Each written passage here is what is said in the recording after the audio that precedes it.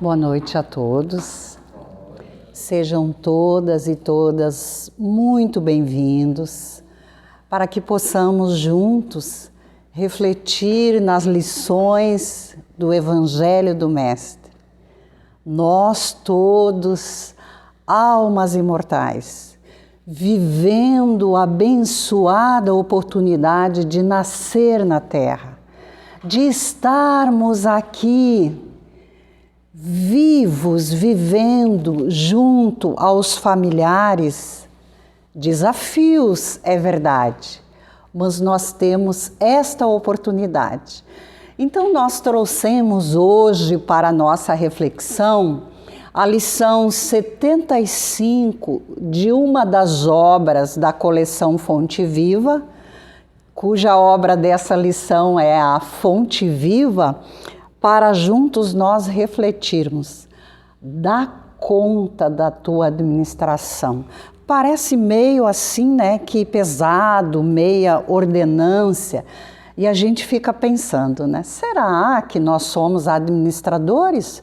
Nós somos homens e mulheres simples, na vida, buscando dar conta das nossas pertinências, seja no lar, seja na vida profissional, seja no voluntariado. E a gente fica perguntando, por que nós somos administradores? Será que nós somos administradores? Administrador é um indivíduo que cuida, que organiza, que administra determinadas pertinências que são suas. Indo por essa linha de caminho, nós já vamos percebendo que nós somos administradores. Nós somos pais, mães, muitas vezes nós estamos na posição de patrão, outras vezes na posição de empregado, e nós somos filhos de Deus. Nós temos as nossas coisas para cuidar.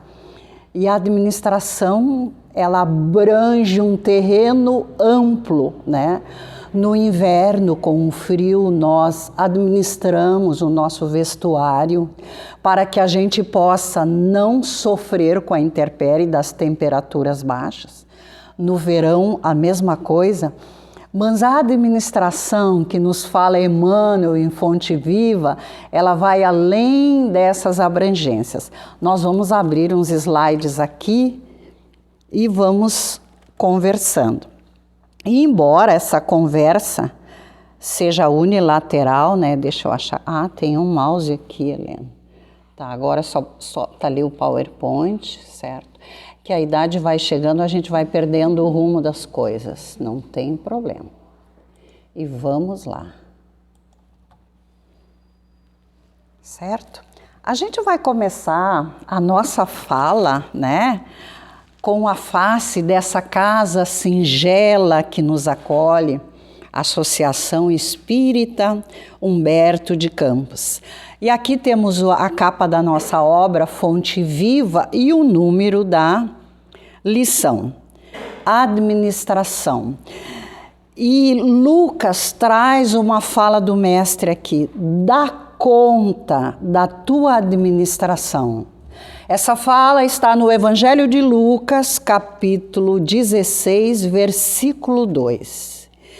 E Emmanuel, que avalia esse texto de Lucas, ele começa dizendo: na essência, cada homem é servidor, pelo próprio trabalho que realiza na obra do Supremo Pai. E, simultaneamente, é administrador, porquanto cada criatura humana detém possibilidades enormes no plano em que moureja. Vamos ver então, por que Emmanuel nos fala essas coisas? Ele está dizendo que nós somos servidor e administrador. Por que nós somos servidores?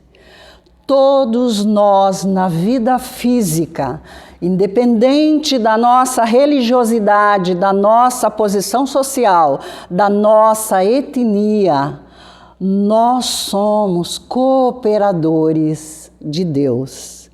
E a gente fica pensando, será que Deus precisa de mim? Na escola, Deus não dá aula de matemática, tem professor. No transporte urbano, vamos falar da nossa cidade aqui de Canoas, Deus não dirige ônibus, tem motorista. Para os espíritos que vão renascer na terra, Deus não gesta, tem nós, as mamães. Então, nós somos cooperadores de Deus, então somos servidor. E por que nós somos administrador? Porque dentro da vida nós temos várias possibilidades as quais nós temos que administrar. O nosso tempo, os nossos valores financeiros, os conflitos da nossa família, o planejamento para as metas que nós queremos alcançar dentro da vida. Então, servidores e administradores simultaneamente. E Emmanuel tem uma fala bem interessante. Ele diz que mordomo do mundo não é somente aquele que encanece, que embranquece os cabelos à frente dos interesses coletivos nas empresas públicas ou particulares, combatendo tricas mil a fim de cumprir a missão a que se dedica. Então, não é só quem está à frente de empresa, resolvendo problemas, situações difíceis. Não é só esse que é administrador, não é só esse que é mordomo. A gente sabe que o mordomo cuida das coisas, gerencia a casa, né? Nas novelas aparece muito isso, né? Então, e aqui Emmanuel começa a falar para nós. Cada inteligência na terra dará conta dos recursos que lhe foram confiados. A fortuna e a autoridade não são os valores únicos de que devemos dar conta hoje e amanhã. Emmanuel fala em cada inteligência. Ao estudarmos a doutrina dos espíritos, lá em O Livro dos Espíritos tem uma pergunta sobre os espíritos, né? E os espíritos respondem que eles, os espíritos, são os seres inteligentes da criação.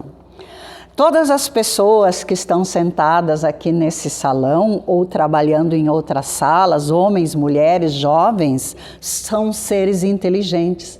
Nós somos seres inteligentes. A inteligência nos diferencia do mundo animal. O Dr. Jorge Andréa, psiquiatra espírita, ele faz uma analogia da evolução. A pedra só tem atração molecular. O vegetal tem atração molecular e sensibilidade. Pega uma violetinha, bota dentro de uma caixa de sapato, numa sala escura e faz uns furinhos assim para entrar o ar e deixa lá. Quando você vai pegar, as folhinhas estão todas voltadas para a saída de luz e de ar. E se a gente cuida com amorosidade de uma planta, há pesquisas neste mistério. Essa planta, ela parece que nos corresponde, ela se revigora, ela enverdeja de forma mais profunda. Então, a pedra só tem atração molecular, os vegetais têm sensibilidade e atração molecular, os animais têm atração molecular e instinto. E também tem sensibilidade. E nós, homens, espíritos imortais, nós temos atração molecular, nós temos sensibilidade, ainda temos instintos e temos a inteligência que nos diferencia das classes inferiores. E daí a pedra tem espírito, o vegetal tem espírito, o animal, o cachorro, o gato, o elefante tem espírito? Não. tem um princípio elementar rudimental, que com o avançar para a etapa hominal, e se a gente olhar lá em O Livro dos Espíritos, tem um trecho que espírito é escrito com letra minúscula. É esses primórdios, da pedra até o animal. E quando Allan Kardec começa a falar em nós homens, na fase hominal, ele grifa a palavra espírito com letra maiúscula. Por que a gente traz isso? Só para lembrar aqui que nós vamos dar conta dos nossos recursos. E alguém pode ter pensado, os meus recursos são tão curtinhos, eu nem tenho nada para dar conta. Os recursos são amplos, mais adiante a gente vai ver. Não é só a fortuna, porque ela está na mão de uma minoria, e não é só a autoridade. Agora Emmanuel começa a mexer com o nosso coração. O corpo é um templo sagrado. A saúde física é um tesouro. A oportunidade de trabalhar é uma bênção. E a possibilidade de servir é um obséquio divino. O corpo é um templo sagrado. E o Criador do universo, ele, segundo a palavra de Emmanuel, ele vai nos pedir como estamos administrando a nossa casa física.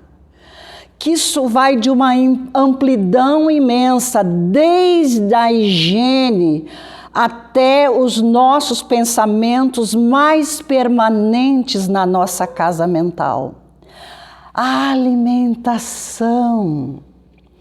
Às vezes nós nos alimentamos de forma intensa e violenta e isso prejudica a nossa casa física. E tem aqui os vícios morais nossos ainda, egoísmo, orgulho, vaidades. E tem os vícios ainda que nos trazem doença, álcool, cigarro, tudo em excesso. E a doutrina dos Espíritos é iluminada e Deus é Pai Criador, Ele não nos proíbe de nada. Podemos fazer todas as coisas na vida, mas nem todas as coisas que fazemos nos convêm para o nosso equilíbrio físico e para o nosso equilíbrio moral. A saúde física é um tesouro. E eu fiquei aqui pensando, a gente come muito no inverno. A gente que eu falo é Helena, né? Então, a oportunidade de trabalhar é uma bênção. Trabalho. E lá em O Livro dos Espíritos, na lei do trabalho, os Espíritos dizem para Kardec que toda ocupação útil é trabalho. Tudo que nós estivermos fazendo com utilidade, nós estaremos trabalhando. E a possibilidade de servir é um obséquio, é uma grande favor, uma grande gentileza que a lei divina nos dá. Quem de nós aqui neste salão já não sentiu uma alegria intensa em ajudar alguém?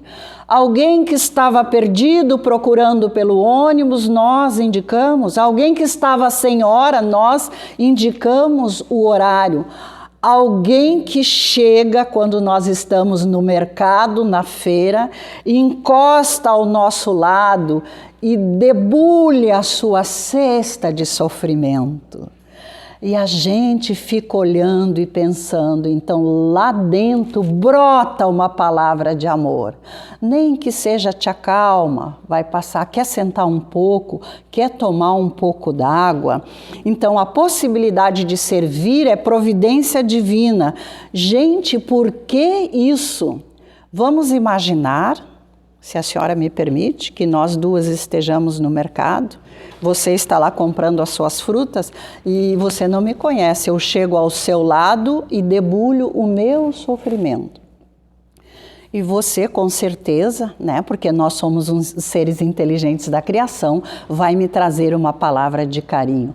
Porque você, se tinha 150 pessoas no mercado, a proteção divina, ela mapeia as nossas vidas, as nossas trajetórias e o nosso caminho. Quem poderia auxiliar esse coração sofredor? Então eles verificam os caminhos que eu transito durante o dia. E entre eles estava o mercado. E o que os benfeitores fazem? Eles sinalizam dentro do mercado, mensurando o tônus vibratório e amoroso de cada comprador, quem poderá me auxiliar.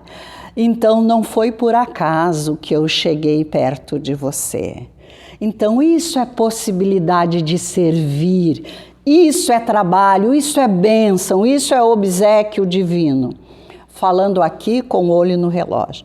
O ensejo de aprender é uma porta libertadora.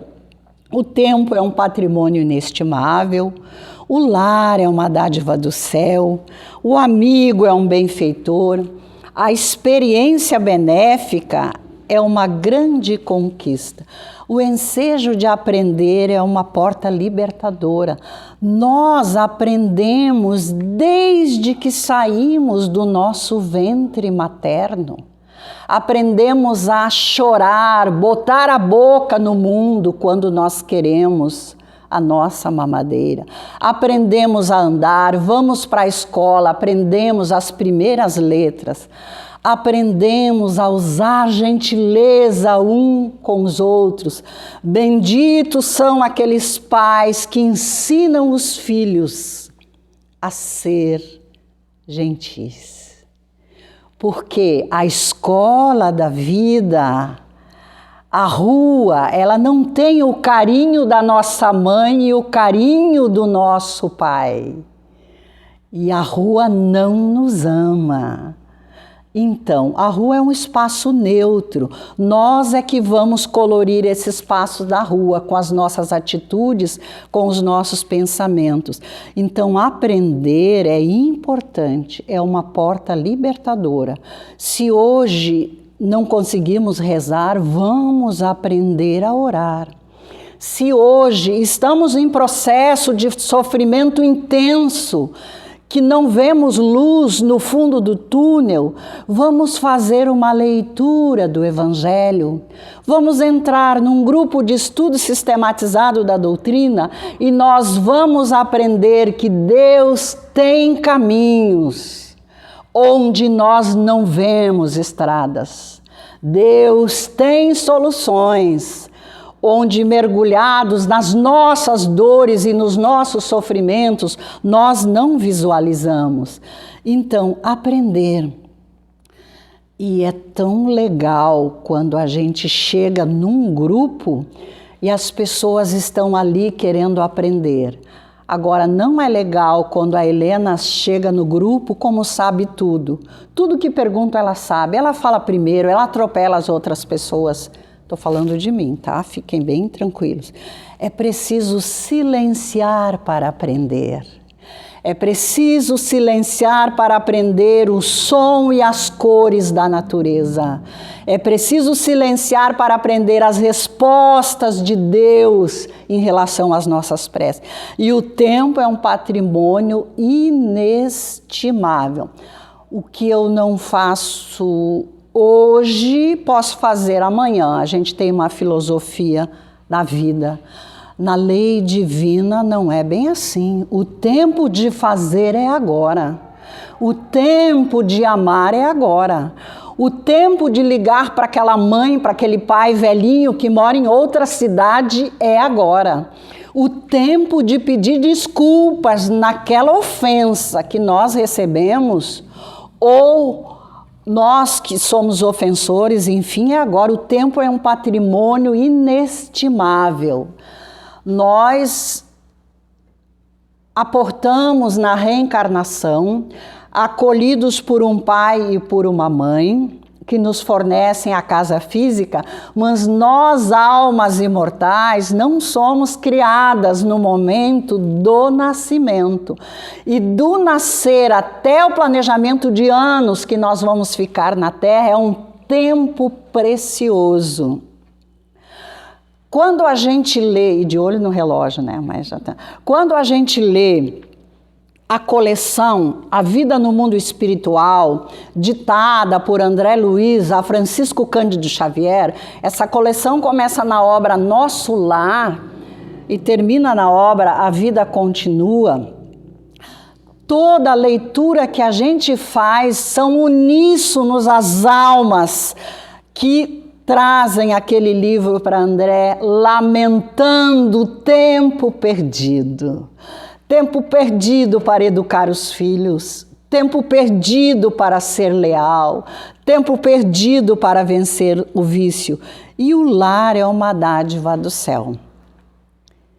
A gente sabe que muitas vezes as nossas famílias são complicadas.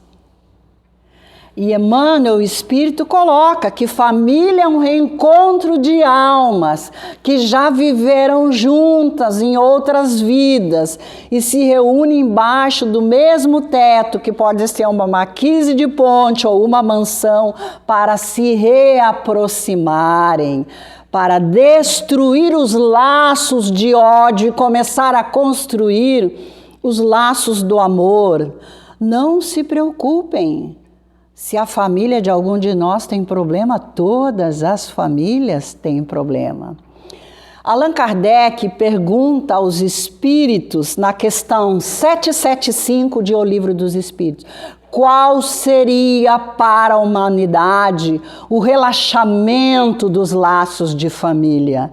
E os espíritos da codificação respondem a Kardec numa frase: abre travessão de respostas, abre aspa, uma recrudescência ao egoísmo. E se a gente vai pegar qualquer dicionário, dos mais simples aos mais sofisticados, o verbo recrudescer significa aumentar, crescer. Então, se a gente relaxa os laços da família, não cuida do lar, não cuida da família, não cuida das nossas responsabilidades familiares, o egoísmo nesse clã que renasceu para destruir a chaga do egoísmo e começar a construir a luz do amor, ele aumenta. Então, o lar é uma dádiva do céu. O amigo é um benfeitor. Quem não tem amigo, né?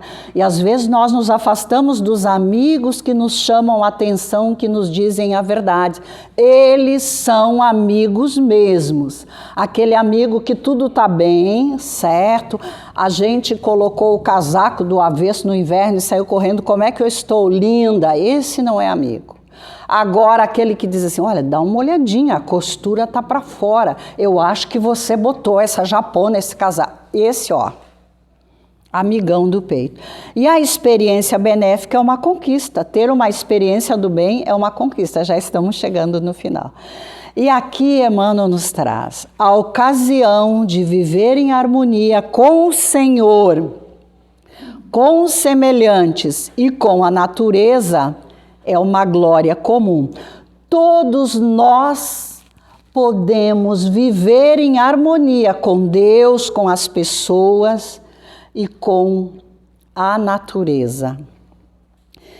É muito comum no estágio que o globo vive, a natureza gritar em vários efeitos climáticos, em várias situações, porque ela foi agredida por nós ao longo das etapas, ao longo dessa vida. E o que é cuidar, conviver bem com a natureza?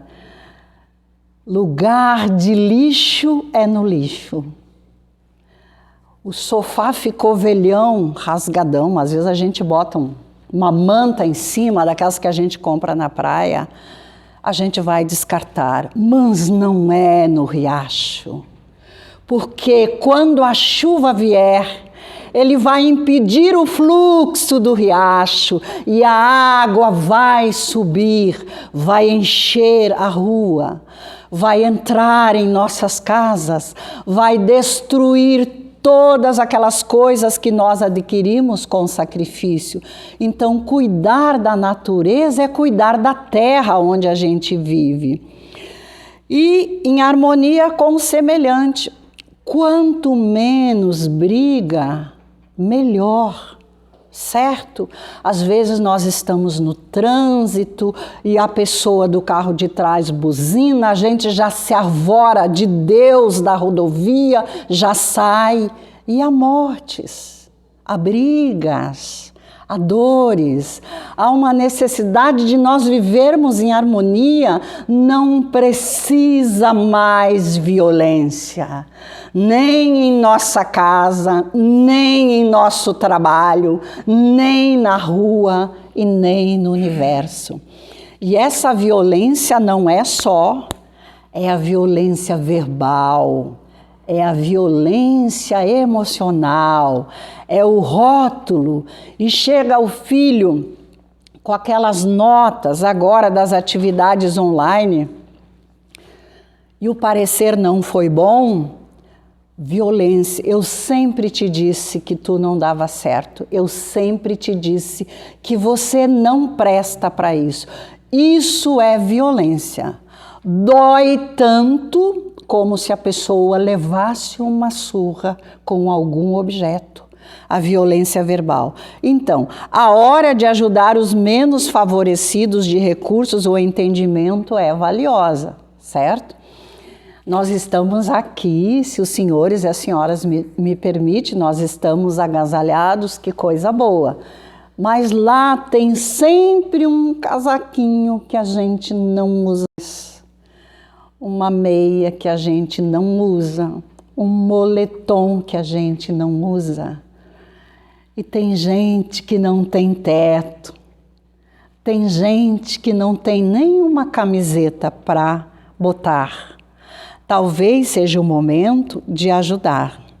E aqui Emmanuel nos traz o chão para semear, a ignorância para ser instruída, a dor para ser consolada, são apelos que o céu envia sem palavras ao mundo. Então, como é esse apelo que o céu envia? É a lei divina, é Deus, é Jesus nos pedindo, olha para o lado. Vê o outro. O chão para semear é aquela hortinha que a gente bota hortaliças, mas é um chão muito mais amplo. Hoje nós temos acesso às mídias sociais. Quando eu entrei nessa casa, tinha no quadro os canais sociais da Humberto de Campos. Olha só, quanta luz nós podemos semear no Facebook. Quanta luz por WhatsApp, quanta luz no agora você vai me ajudar a dizer.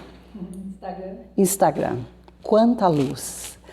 Amigos, quando a gente guerreia nas mídias sociais, nós direcionamos para o mundo uma energia de ódio que vai empestilar mais esse clima de dor do planeta. E nós somos responsáveis. Uma companheira nos contou, ela é espírita, que toda manhã ela pegava aquele livrinho Vida Feliz, de Joana de Ângeles, e postava uma lição no Face.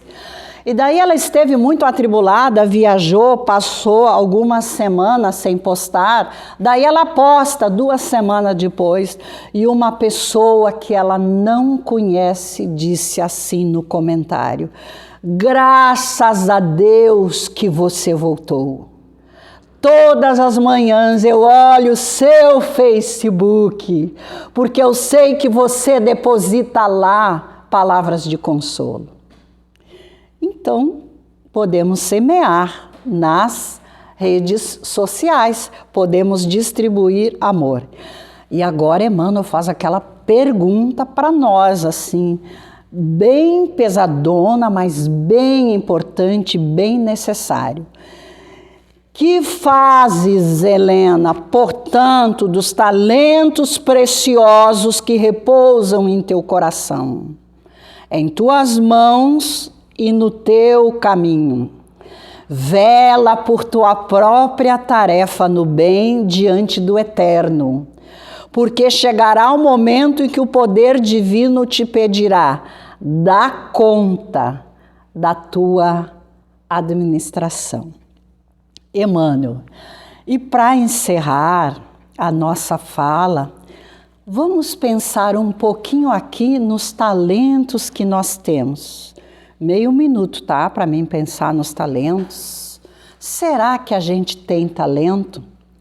Físico perfeito, olhos que veem, mente que raciocina, mãos que trabalham, que lavam a louça, que nos ajudam no banho, que acariciam os filhos, que as compras do mercado. Pés que nos locomovem para onde nós queremos ir. São talentos comuns a nós todos, dos quais nós teremos que prestar conta. E temos o talento da palavra, o talento da doutrina dos espíritos, que está à nossa disposição desde 18 de abril de 1857, quando Allan Kardec edita com dinheiro do seu próprio bolso a primeira edição de O Livro dos Espíritos. Nós não poderemos dizer que não sabíamos. Chico Xavier nos deixou um legado de mais de 400 obras. Existem campanhas do Evangelho no Lar, nas sociedades espíritas. Existem amigos que nos doam o Evangelho. E onde ele está? É preciso trazer esse livro para junto do nosso coração. É preciso enchê-lo de orelha, de olhar todos os dias. É importante que ele esteja cheio de grifo, de caneta, de risco. Quantas vezes o perdão? Eu não digo 7 vezes, mas 70 vezes 7. Faz como a caneta luminosa, risca aí. Diz que é uma honra moral quando os nossos evangelhos estão todos desbeiçados. Diz que é uma honra moral quando a gente acorda de manhã e ora. E diz que é uma honra moral quando a irmã, o pai, o marido, o filho, a sogra nos ofendeu. E a gente continua mantendo a relação netos e vó. Houve uma separação do casal, que cada um sabe dos seus motivos, e nós, como mães e pais, continuamos mantendo aquela relação pai e mãe com o filho, porque se nós adultos não demos certo, a criação divina permitiu que essa criança fosse gerada no nosso ventre de mãe, e aquele homem é pai, sim, até o findar dos seus dias. E muitas vezes os vínculos de afeto se vão além das encarnações. Findou meu tempo, é isso? É, né? Então, amigos, fica o convite para nós ler essa lição da Fonte Viva e assim, para encerrar, para dar conta da nossa administração, Deus é muito bondoso, a gente não está sozinho, não. Quando a gente nasceu, Ele nos legou um espírito protetor, um anjo de guarda, que cuida de nós durante todos os dias. Às vezes a gente até esquece de rezar para Ele e conversar com Ele. Nós temos a prece, que é uma ferramenta. E nós temos muitos livros. Nessa casa tem uma livraria, nessa casa tem biblioteca, existe as bibliotecas públicas, nós temos muitas obras orientadores. Agora, para fechar, a gente pode passar um tema de casa. Quando nós voltarmos para casa, vamos deitar um olhar de amor naqueles que ficaram lá, certo? Um olhar de luz. A companheira está gorda, meio envelhecida, cheia de ruga. O companheiro está com uma barriga um pouquinho maior de quando nós conhecemos, nem bota roupa, está só de pijama, de chinelo. Louvemos os anos que essa alma esteve conosco. Louvemos a prole que nós construímos juntos. E vamos dar conta da nossa administração e dar afeto. E ao partir dessa vida, que nós possamos levar a nossa bagagem muito leve mesmo. Nada nos pertence na terra. Só aquilo que poderemos levar quando findar a nossa estada aqui e atravessarmos o umbral da morte. Mas a gente tem muitos recursos de luz. Que Jesus nos abençoe, que Jesus nos abrace, que nos fortaleça. Não deu certo hoje, a ordem é recomeçar. Reza e recomeça, reza e recomeça. Reza fortalece. Feijão, arroz, bife alimentam o corpo. Reza, boa leitura, bons pensamentos alimentam nós, almas imortais. Muito carinho a todos, muito obrigada. Muita paz em nossos corações. Fiquem com Deus.